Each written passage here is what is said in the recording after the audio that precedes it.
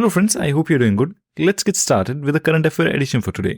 Also friends, आज के late upload के लिए अपॉलॉजीज। ये आज की पहली न्यूज रिलेटेड है एविएशन इंडस्ट्री से, जो रिलेटेड है इंटरनेशनल करंट अफेयर से और Indian regulator directorate general of civil aviation से भी। तो फ्रेंड्स, इस न्यूज का कॉन्टेक्स्ट है कुछ समय पहले American based airline Alaskan airlines का फ्लाइट के दौरान दरवाजा खुलकर टूट जाना, जिससे कई लोगों की जान खतरे में आ गई थी, but luckily there were no injuries. तो ये न्यूज अब उसी एरोप्लेन के मॉडल बोइंग 737 मैक्स 8 के कॉन्टेक्स्ट में है।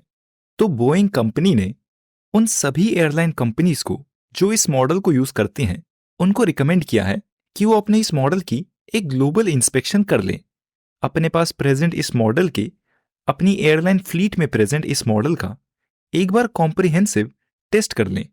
तो इन ऑर्डर्स को मानते हुए एक इंडियन एयरलाइन ने भी अपने पास प्रेजेंट 737 मैक्स 8 का टेस्ट किया और उसको मिला कि उसके रडर कंट्रोल सिस्टम में एक वॉशर, मतलब एक कंपोनेंट मिसिंग था।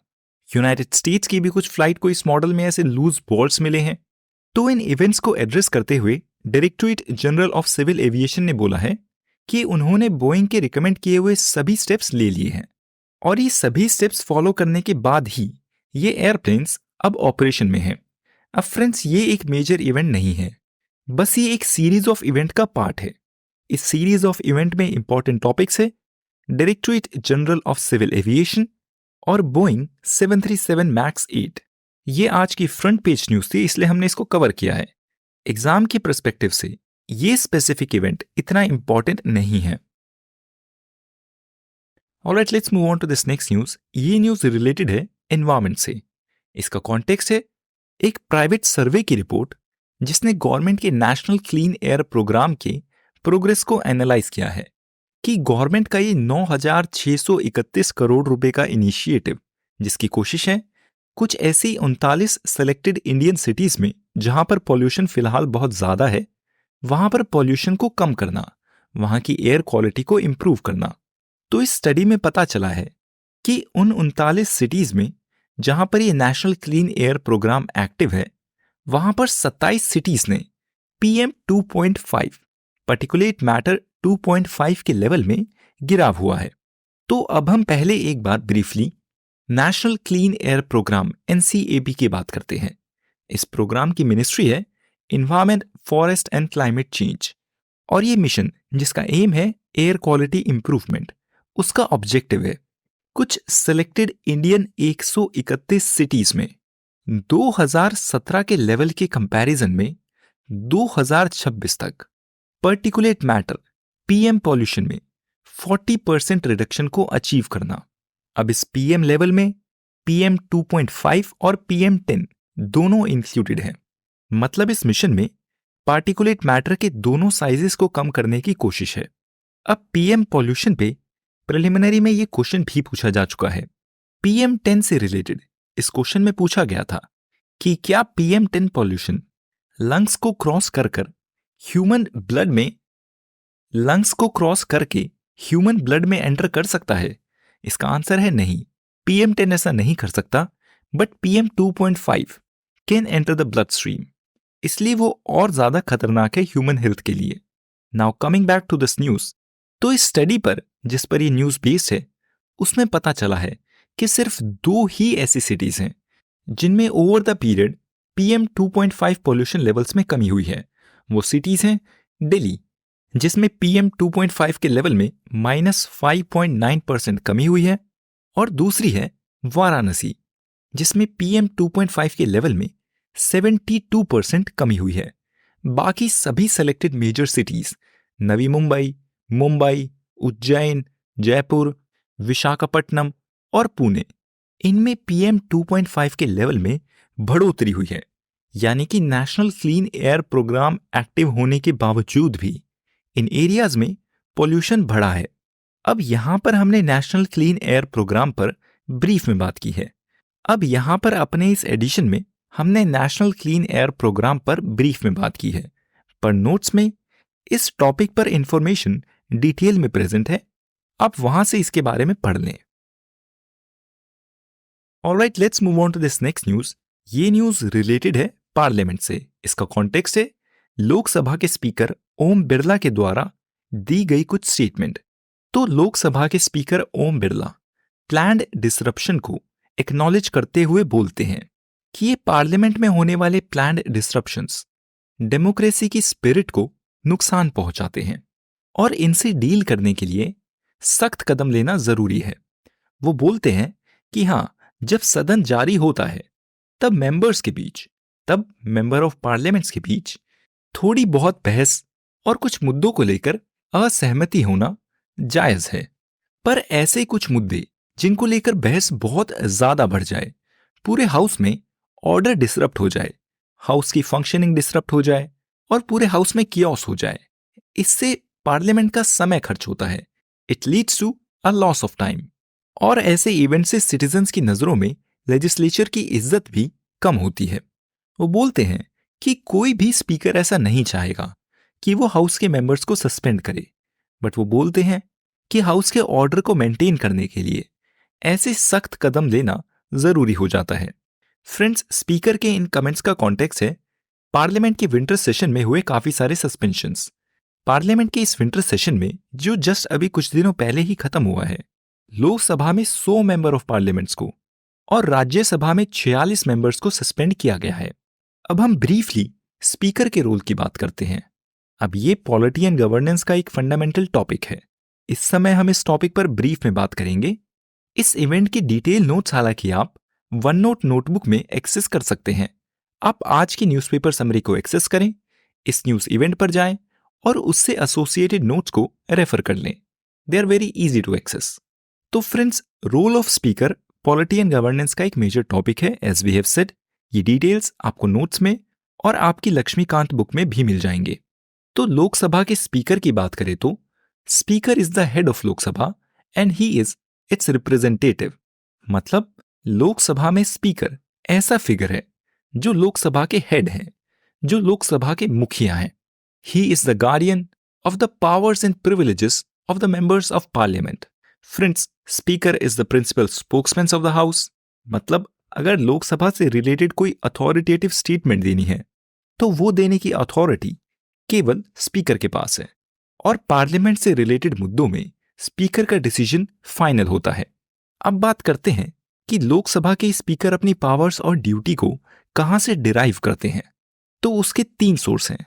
पहला है कॉन्स्टिट्यूशन ऑफ इंडिया, दूसरा है rules and procedure of conduct of business of Lok Sabha. ये कुछ स्पेसिफिक रूल्स हैं जो पार्लियामेंट के द्वारा बनाए गए हैं, जिनको पार्लियामेंट्री सेक्रेटेरिएट एडमिनिस्टर करता है। ये एग्जामिनेशन के पर्सपेक्टिव से इंपॉर्टेंट नहीं है।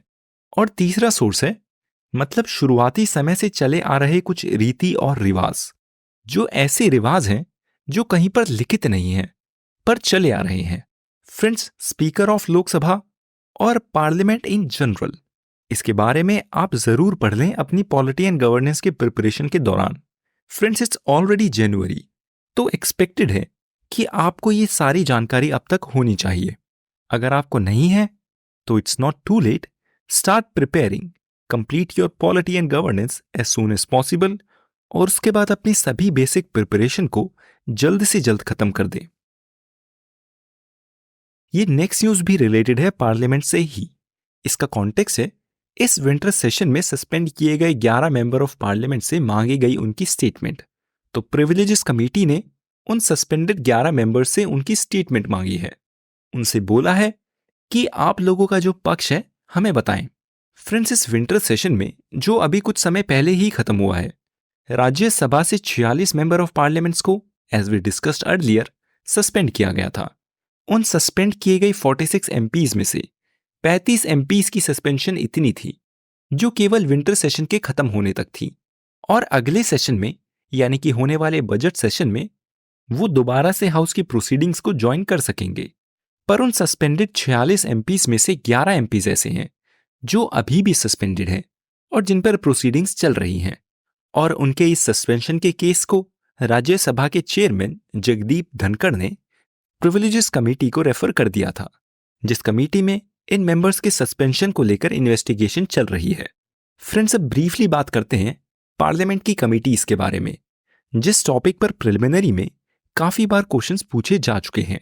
तो फ्रेंड्स, पार्लियामेंट में एक मेजर काम तो होता है सेशन के दौरान, जिस सेशन को टीवी पर लाइव टेलीकास्ट किया जाता है।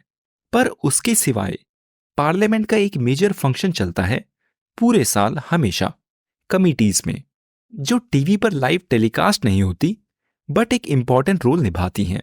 तो कमिटीज ऐसी स्पेशलाइज्ड ग्रुप होते हैं जो कंपोज्ड होती हैं मेंबर ऑफ पार्लियामेंट से ही। तो अब इन कमिटीज की बात करते हैं। फ्रेंड्स, पार्लियामेंट में 3 फाइनेंशियल कमिटीज हैं। There are 3 financial committees. पहली है एस्टिमेट्स कमेटी, जिसमें 30 मेंबर्स होते हैं और ये सभी लोकसभा से होते हैं। दूसरी है पब्लिक अकाउंट्स कमेटी, जिसमें 22 मेंबर्स होते हैं। इन 22 में से 15 मेंबर्स होते हैं लोकसभा से और बाकी 7 होते हैं राज्यसभा से। और तीसरी फाइनेंशियल कमेटी है committee on public sector undertakings, जिसमें भी 22 मेंबर्स होते हैं, 15 लोकसभा से और 7 राज्यसभा से। अब इन फाइनेंशियल कमेटी के सिवाय पार्लियामेंट में अलग अलग डिपार्टमेंटल रिलेटेड स्टैंडिंग कमिटीज भी होती हैं। तो पार्लियामेंट में ऐसी total 24 departmental related standing committees हैं और हर एक कमेटी में 31 मेंबर्स होते हैं, 21 लोकसभा से और 10 राज्यसभा से। इन 24 डिपार्टमेंटल कमिटीज में से 8 राज्यसभा के अंडर परफॉर्म करती हैं और 16 लोकसभा के अंडर। मतलब 16 लोकसभा कमिटीज को एडमिनिस्टर करते हैं स्पीकर और 8 राज्यसभा कमिटीज को एडमिनिस्टर करते हैं चेयरमैन। अब पार्लियामेंट में ऐसी ही कमिटीज टू इंक्वायर भी है। इनको लेकर 3 कमिटीज हैं। पहली है कमिटी ऑन पिटिशन, दूसरी है कमिटी ऑन प्रिविलेज और तीसरी है कमिटी ऑन एथिक्स। तो इस न्यूज का कॉन्टेक्स्ट है कमिटी ऑन प्रिविलेज, जिसके बारे में हमने अभी बात की। और एक और टाइप ऑफ कमिटी है committees to scrutinise and control, जिसके अंदर कमिटीज हैं committee on government assurances, committee on subordinate legislation, committee on papers laid on the table, committee on welfare of एससीज and STs, committee on empowerment of women. Friends, इस committee on subordinate legislation पर भी preliminary में question पूछा जा चुका है। Alright, let's move on to this next news. ये न्यूज रिलेटेड है इंटरनेशनल रिलेशनशिप से। तो फ्रेंड्स, इंडिया के डिफेंस मिनिस्टर राजनाथ सिंह इस समय यूनाइटेड किंगडम में है, जहां पर वो अपने काउंटर पार्ट यानी कि यूनाइटेड किंगडम के ही डिफेंस मिनिस्टर से भी मिलते हैं और ये दोनों मिलकर 2 मेजर मेमोरेंडम ऑफ अंडरस्टैंडिंग को साइन करते हैं। ये 2 MOUs हैं। पहला, दोनों पार्टीज के बीच में इंडिया और यूनाइटेड नेशंस के बीच में एक bilateral international cadet exchange program, जो कि एक माइनर MOU है। और दूसरा, दोनों साइड्स के बीच में एक लेटर ऑफ अरेंजमेंट, जो दोनों साइड्स के बीच रिसर्च और डेवलपमेंट में डिफेंस कोलैबोरेशन को इंप्रूव करेगा, उसको प्रमोट करेगा। नाउ फ्रेंड्स, ये न्यूज़ इतनी इंपॉर्टेंट नहीं है और ये दोनों MOUs भी इतने इंपॉर्टेंट नहीं हैं, but we still included it, पर हम इस पर ज़्यादा समय को इन्वेस्ट नहीं करेंगे। Let's move on to the next news. ये न्यूज़ रिलेटेड है सुप्रीम कोर्ट में की गई एक ऑब्जर्वेशन से। इसका कॉन्टेक्स्ट है article 30 of the constitution, which is related to cultural and educational rights. तो सुप्रीम कोर्ट के एक 7 जज के बेंच ने, पे अटेंशन, 7 जज का bench, it's a big size, जिसको चीफ जस्टिस ऑफ इंडिया ने हेड किया था, उन्होंने ऑब्जर्व किया है कि इंडिया में प्रेजेंट माइनॉरिटी एजुकेशनल इंस्टीट्यूशन, अब ये माइनॉरिटी एजुकेशनल इंस्टीट्यूशन क्या होते हैं, इस पर अभी हम बात करते हैं। इनफैक्ट पहले इस ही पर बात करते हैं कि माइनॉरिटी एजुकेशनल इंस्टीट्यूशंस क्या होते हैं। तो फ्रेंड्स, कॉन्स्टिट्यूशन ऑफ इंडिया के फंडामेंटल राइट का पार्ट आर्टिकल 30 का फर्स्ट प्रोविजन इंडिया में रिलीजियस और लिंग्विस्टिक माइनॉरिटीज को राइट देता है, एक फंडामेंटल राइट देता है कि वो अपनी मर्जी से बिना किसी के इंटरफेरेंस के देश में एजुकेशनल इंस्टीट्यूशन को एस्टैब्लिश कर सकें और अपनी ही मर्जी से उसको एडमिनिस्टर भी कर सकें। तो इंडिया में माइनॉरिटी एजुकेशनल इंस्टीट्यूशंस वो इंस्टीट्यूशन है जिनको रिलीजियस या लिंग्विस्टिक माइनॉरिटीज ने एस्टैब्लिश किया है। इन इंस्टीट्यूशंस के पास फुल फ्रीडम होती है। They have the right to maintain and administer that institution to preserve their cultural identity.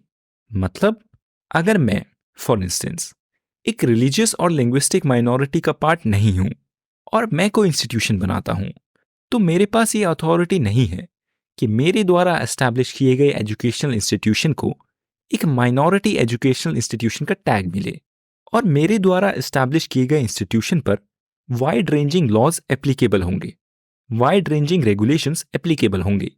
पर मैं अगर एक रिलीजियस या लिंग्विस्टिक माइनॉरिटी हूं और मैं अगर कॉन्स्टिट्यूशन के आर्टिकल 30 के इस्तेमाल से अपनी कल्चरल आइडेंटिटी को प्रमोट करने के लिए किसी इंस्टीट्यूशन को बनाता हूं, तो उस इंस्टीट्यूशन को माइनॉरिटी एजुकेशनल इंस्टीट्यूशन का टैग मिल सकता है और इस टैग से उस इंस्टीट्यूशन को काफी ज्यादा फ्रीडम मिल जाती है कि वो अपनी मर्जी से विदाउट एनी इंटरफेरेंस कंप्लीटली उस इंस्टीट्यूशन को एडमिनिस्टर कर सके। अब पिछले काफी समय से इस प्रोविजन की काफी क्रिटिसिज्म भी होता है, but that's topic for some other day. अभी हम बात करते हैं इस न्यूज इवेंट की। तो फ्रेंड्स, अलीगढ़ मुस्लिम यूनिवर्सिटी भी एक माइनॉरिटी एजुकेशनल इंस्टीट्यूशन है और अलीगढ़ मुस्लिम यूनिवर्सिटी के इस टैग को चैलेंज किया गया था सुप्रीम कोर्ट में ये बोलकर कि अलीगढ़ मुस्लिम यूनिवर्सिटी एडमिनिस्टर होती है उसके खुद के एक स्टैचू से, उसके खुद के एक एक्ट से, और क्योंकि ये एडमिनिस्टर होती है एक एक्ट के through, for instance Aligarh Muslim university act of what ever year, तो उसको एक माइनॉरिटी स्टेटस नहीं मिल सकता। तो इस आर्ग्यूमेंट को सुप्रीम कोर्ट के एक 7 जज के बेंच ने सुना और अब उन्होंने बोला है कि इस बेसिस पर कि कोई इंस्टीट्यूशन रेगुलेटेड है किसी एक्ट के थ्रू, उसका यह मतलब नहीं कि वो इंस्टीट्यूशन अपने माइनॉरिटी स्टेटस को खो देगा। कोर्ट में बोला जाता है कि आर्टिकल 30 ऑफ द कॉन्स्टिट्यूशन जो माइनॉरिटीज को राइट देता है एजुकेशनल इंस्टीट्यूशन को एस्टैब्लिश और एडमिनिस्टर करने का, उसमें कहीं पर यह मेंशन नहीं है कि इन इंस्टीट्यूशन को मैनेज भी उसी माइनॉरिटी कम्युनिटी के द्वारा किया जाए। The administration can be secular and students from any community can be admitted. तो सुप्रीम कोर्ट में जो इस केस को लेकर मेजर मुद्दा होता है वो ये होता है कि क्या किसी इंस्टीट्यूशन को एक माइनॉरिटी एजुकेशनल इंस्टीट्यूशन बोला जाए इस बेसिस पर कि उसको एक रिलीजियस और लिंग्विस्टिक माइनॉरिटी ने एस्टैब्लिश किया था इस बेसिस पर, या इस बेसिस पर कि उसको एक रिलीजियस या लिंग्विस्टिक माइनॉरिटी एडमिनिस्टर करती है। आप भी इस मुद्दे के बारे में सोचें। Let's move on to the next news. ये न्यूज रिलेटेड है इंटरनेशनल रिलेशनशिप से, पर ये एक मेजर इवेंट नहीं है। तो फ्रेंड्स, गुजरात स्टेट में इस समय vibrant Gujarat summit in progress है। तो इस वाइब्रेंट गुजरात समिट में काफी सारे बाहर के डिग्निटरीज और हेड ऑफ स्टेट्स पार्टिसिपेट कर रहे हैं।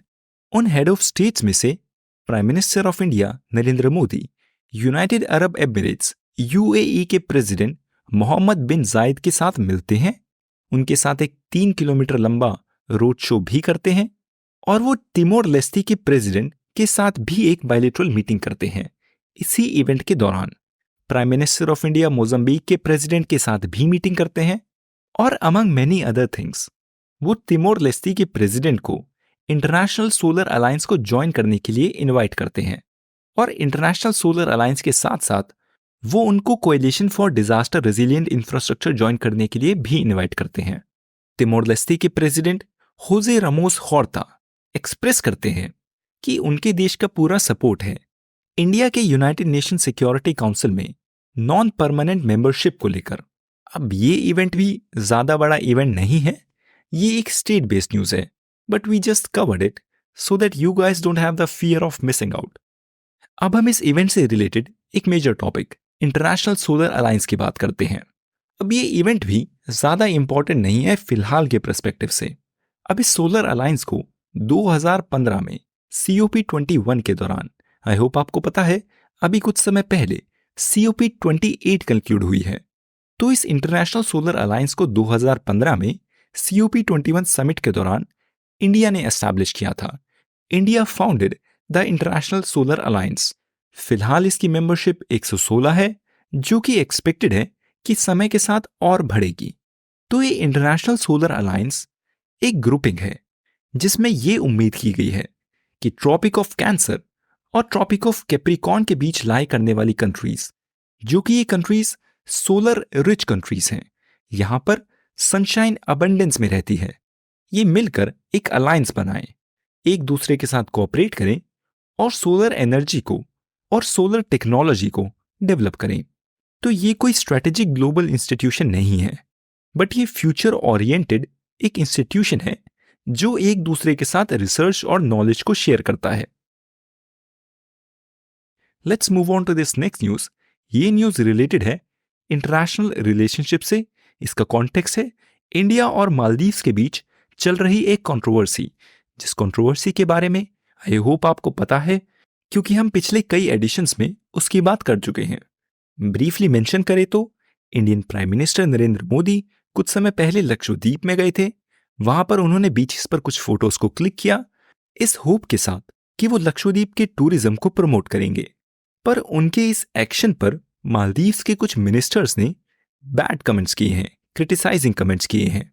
अब मालदीव्स के उन मिनिस्टर्स के कमेंट्स को लेकर इंडियन ऑफिशियल्स और इंडियन सिटीजन्स ने रिएक्ट किया है, और अब दोनों कंट्रीज के बीच एक कंट्रोवर्सी है। तो अब इस कंट्रोवर्सी के बीच मालदीव्स के प्रेसिडेंट मोहम्मद मुइज़ू, जो अपनी एक स्टेट विजिट पर चाइना में है, उन्होंने चाइना में बोला है कि वो चाइना से उम्मीद करते हैं कि चाइना मालदीव्स में as a top tourist nation के स्पॉट को रिक्लेम कर ले जल्द से जल्द। फ्रेंड्स, द हिंदू न्यूज़पेपर के आज ही के इस डाटा एनालिटिक्स पीस के अकॉर्डिंग आप देख सकते हैं कि साल 2014 में कि चाइना मालदीव्स की टॉप टूरिस्ट कंट्री थी। 2015 में भी चाइना ही टॉप रैंक थी, 2016 में भी, 2017 में भी, 2018 में भी और 2019 में भी। पर पैंडेमिक ईयर के दौरान, साल 2020 के दौरान ये रैंकिंग चेंज हो जाती है और इंडिया मालदीव्स में as a top tourist nation अपनी स्पेस ले लेता है। India becomes the number 1 country. साल 2021 में भी इंडिया वहां पर टॉप रैंक रहता है और साल 2022 में भी। तो क्योंकि 2020 में, 2021 में और 2022 में इंडियंस मालदीव के टॉप टूरिस्ट रहे हैं, और क्योंकि अब इंडियन सिटीजन्स का कहना है कि दे हैव बॉयकॉटेड मालदीव्स, तो एक्सपेक्टेड है कि मालदीव्स की टूरिज्म इंडस्ट्री को इससे कुछ इम्पैक्ट होने वाला है। तो अब इसी के कॉन्टेक्स्ट में मालदीव्स के न्यूली इलेक्टेड प्रेसिडेंट, जो इस समय चाइना में है, वो बोलते हैं कि वो चाइना से उम्मीद करते हैं कि चाइना के टूरिस्ट जल्द ही मालदीव्स के टॉप टूरिस्ट कंट्री के स्पॉट को रिक्लेम कर लें। अपने इस विजिट के दौरान वो चाइना के बेल्ट एंड रोड इनिशिएटिव की भी तारीफ करते हैं, और वो अपने और चाइना के बीच 2017 में साइन किए गए फ्री ट्रेड एग्रीमेंट को भी जल्द से जल्द इंप्लीमेंट करने की बात करते हैं। Now friends, whatever happens, this remains to be seen. Friends, ये नेक्स्ट न्यूज आज का एडिटोरियल है। ये रिलेटेड है इंडियन इकोनॉमी से।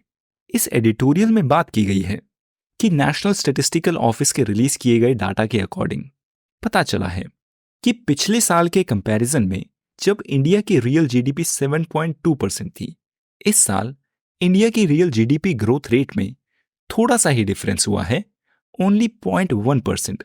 इस साल इंडिया की real GDP growth rate projected है 7.3% पर इस पीस के ऑथर बोलते हैं कि हाँ, ऐसा हो सकता है कि इंडिया की जीडीपी इस साल 7.3% पर ग्रो करे। पर इस ग्रोथ में एक इशू है, इस ग्रोथ में कंज्यूमर लेड ग्रोथ नहीं है। फ्रेंड्स, जीडीपी ग्रोथ में रफली बात करें तो कई तरीके से ग्रोथ होती है जो मिलकर पूरी जीडीपी को बूस्ट करते हैं। पहला होता है गवर्नमेंट एक्सपेंडिचर, दूसरा होता है प्राइवेट कंजम्पशन और तीसरा होता है प्राइवेट इन्वेस्टमेंट।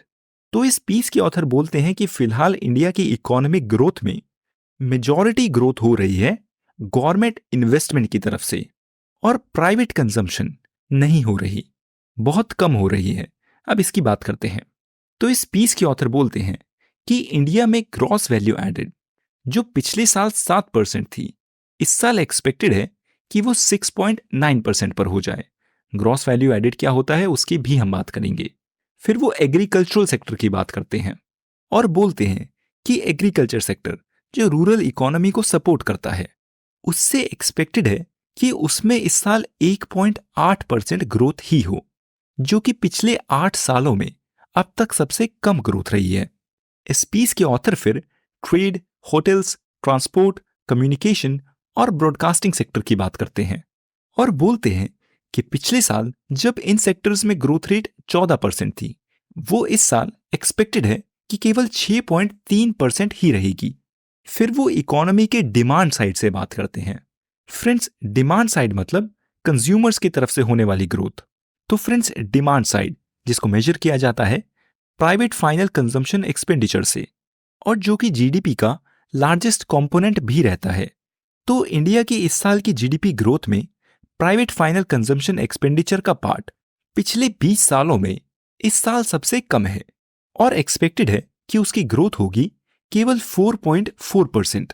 फिर इस पीस के ऑथर बात करते हैं ग्रॉस फिक्स्ड कैपिटल फॉर्मेशन की, GFCF, जो भी इकोनॉमी का एक सिंपल कंसेप्ट है। तो ग्रॉस फिक्स्ड कैपिटल फॉर्मेशन, जिसकी अभी हम बात करेंगे, जिसमें गवर्नमेंट की कैपिटल स्पेंडिंग इंक्लूडेड होती है। तो इस पीस के ऑथर बोलते हैं कि इस साल की इकोनॉमिक ग्रोथ में ग्रॉस फिक्स्ड कैपिटल फॉर्मेशन का एक बहुत बड़ा शेयर है 34.9% पर, और वो इस साल ग्रो करेगा 10.3%। तो इस पीस के ऑथर इस डेटा से कंक्लूड करना चाहते हैं कि इंडियन जीडीपी में फिलहाल चल रही ग्रोथ रेट काफी हद तक सपोर्टेड है गवर्नमेंट की एक्सपेंडिचर से। इस जीडीपी ग्रोथ में कंज्यूमर्स की डिमांड का, कंज्यूमर्स की कंजम्पशन का बहुत कम रोल है, जो कि बहुत ज्यादा होना चाहिए एक हेल्दी इकोनॉमी में। इस पीस के ऑथर फिर बोलते हैं कि पॉलिसी मेकर्स अब इस सोच में हैं कि क्या इस गवर्नमेंट के हाई एक्सपेंडिचर को कंटिन्यू रखें। अगर उसको कंटिन्यू रखा जाता है तो उसका एक रिजल्ट होगा फिस्कल स्लिपेज, क्योंकि गवर्नमेंट इतना ज्यादा स्पेंड कर रही है कि गवर्नमेंट का फिस्कल डेफिसिट बढ़ सकता है। फिर इस पीस के ऑथर इस साल होने वाले जनरल इलेक्शंस की बात करते हैं और बोलते हैं कि इलेक्शन से भी डायनामिक्स में कुछ चेंज होगा। अब फ्रेंड्स, हम बात करते हैं ग्रॉस वैल्यू एडेड की, जो कि इकोनॉमी का एक कंसेप्ट है। तो ग्रॉस वैल्यू एडेड का फॉर्मूला है output minus the intermediate consumption. तो ग्रॉस वैल्यू एडेड इंडिकेटर की मदद से किसी भी इंडस्ट्री के गुड्स और सर्विसेज प्रोडक्शन को मेजर किया जाता है। एक एग्जाम्पल के साथ बात करें तो इमेजिन कीजिए कि एक बेकर है जो केक बनाता है और अपने केक को बेचता है 400 रुपए का।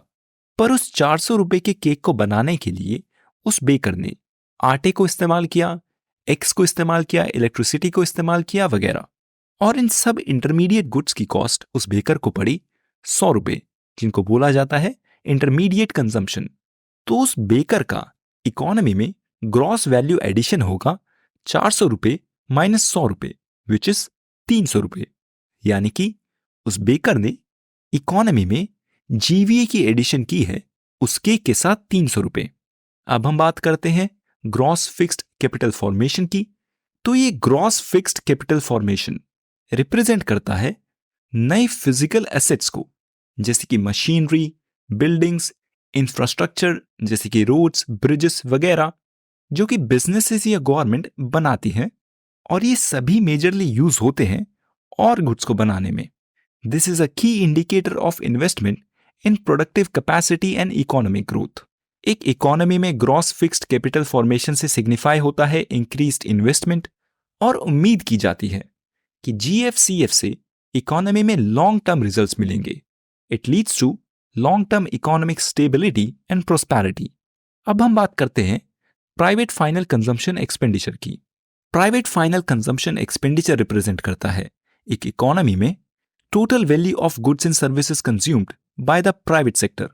मतलब प्राइवेट सेक्टर जैसे कि आप या फिर मैं या और कोई भी कॉमन पीपल, कॉमन कंज्यूमर्स, उनके द्वारा किया गया कंजम्पशन, जैसे कि उनके द्वारा खरीदी गई कार्स या अप्लायंसेस, या उनके द्वारा नॉन ड्यूरेबल गुड्स पर किया गया एक्सपेंडिचर, जैसे कि फूड या फिर क्लोथिंग, या फिर सर्विसेज पर किया गया एक्सपेंडिचर, जैसे कि हेल्थ केयर या एजुकेशन। ये सब इंक्लूड होता है प्राइवेट फाइनल कंजम्पशन एक्सपेंडिचर में। और इस प्राइवेट फाइनल कंजम्पशन एक्सपेंडिचर के हेल्दी होने से पता चलता है कि इकोनॉमी में डिमांड है, इकोनॉमी में लोगों के पास पैसा है जिस पैसे को वो खर्च कर रहे हैं। इस एडिटोरियल में बात की गई है कि ये प्राइवेट फाइनल कंजम्पशन एक्सपेंडिचर फिलहाल की जीडीपी ग्रोथ में काफी कम है, और फिलहाल की जीडीपी ग्रोथ हो रही है majorly gross fixed capital formation की मदद से। मतलब फिलहाल जीडीपी को बूस्ट मिल रहा है गवर्नमेंट के खर्चे से, जो कि हेल्दी नहीं है, लॉन्ग टर्म सस्टेनेबल नहीं है। Now that's all for today friends. See you tomorrow in the next edition. Good bye.